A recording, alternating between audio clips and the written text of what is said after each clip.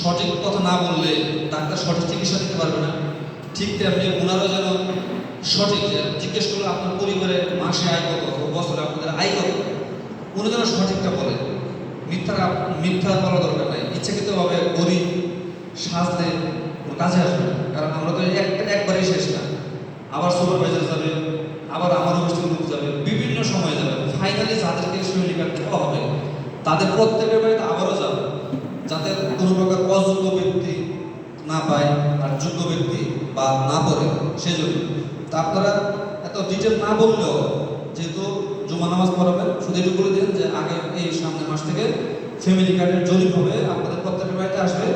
আপনারা একটু যেন খেয়াল রাখেন যে কেউ যেন মিস না হয়ে যায়। যদি কেউ মিস হয়ে যায় যে আমি তো আমার নাম তো আসে নাই, আমার পাশের বাড়ি থেকে জরিপ করে চলে গেছে, হইতে পারে এরকম যে ওনাকে হয়তো বাড়িতে পাই নাই বা কিছু একটা ছিল, কোনো কারণে মিসিং হইতে পারে, বা ওই বাড়িটা হয়তো বা যিনি গেছেন তিনি হয়তো ওই বাড়িটা লক্ষ্য করেন নাই যে এই পাশে আরেকটা বাড়ি আছে, হয়তো ভাবতে পারে যে এই ঘরটা মনে হয় ওই বাড়িটি।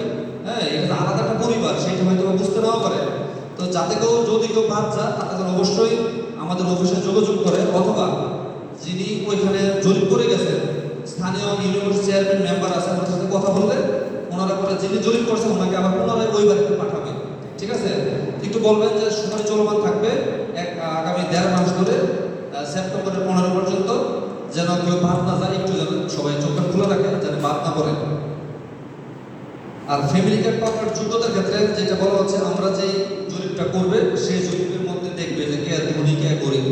যারা 3 প্রকারের গরিব চিন্তা করে সরকার, গরিব হবে না মানে শ্রেণী করার জন্য করা আর কি, কাউকে গরিব বলে অপমান করার বিষয় নেই। এখানে বলা আছে যে অতি দরিদ্র আর দরিদ্র আর নিম্ন মধ্যবিত্ত, এই 3টা শ্রেণীতে যারা পড়বে আর কি, তারা প্রথম পর্যায়ে ফ্যামিলি কার্ডের আওতাভুক্ত হবে।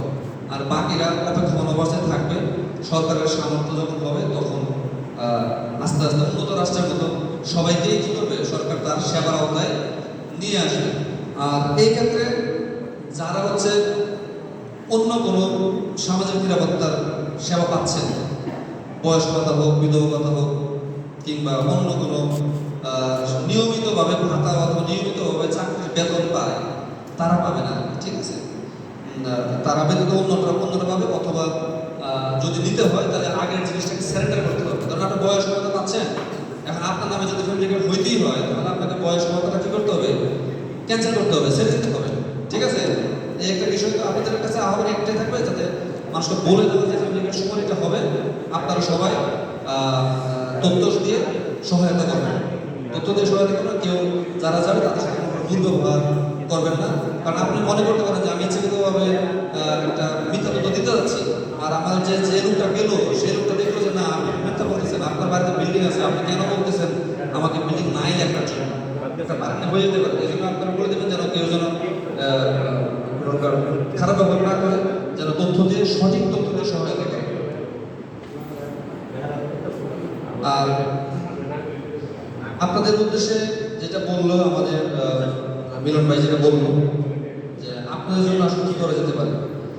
আর ফ্যামিলি কার্ডের সবচেয়ে আরেকটা সুন্দর বিষয় যেটা হচ্ছে, সেটা যার নামে ফ্যামিলি কার্ড ইস্যু হবে উনি ব্যতীত ওই পরিবারের অন্য কেউ যে কোনো সুবিধার আওতাভুক্ত থাকতে পারে।